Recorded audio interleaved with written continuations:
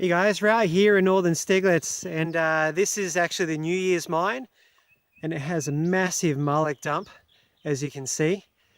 And I just want to tell you a little story about a gentleman by the name of Mc Pherson. He was a father of four and he was married, and it was Christmas Eve in 1897.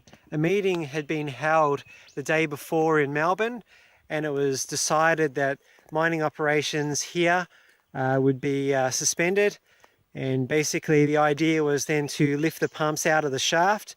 So a group of men were doing that, and Thomas was one of them, and he was standing on a staging area that actually had collapsed, and he'd fallen 735 feet to his death in the bottom of the shaft, which is absolutely tragic.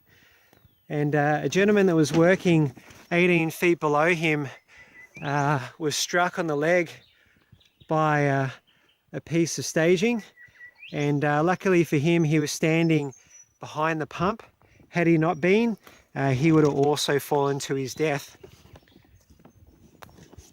It was 8 o'clock in the morning, so these guys are working pretty early on Christmas Eve, and probably looking forward to possibly catching up with their families the next day. So an absolutely tragic story. And I'll just step over this log here and we'll have a look towards the end of the mullock dump. So his body was discovered floating in the center of the shaft, and his body was very disfigured, and all his clothing had actually been completely torn off his body, except for his trousers, which were, as said, torn to shreds.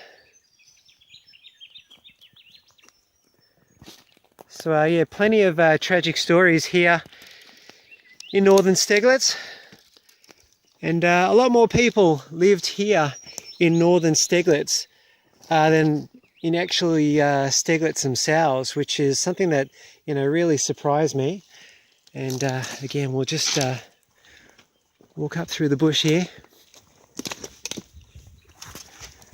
We'll just get another view of that brickwork where the actual boilers would have once sat.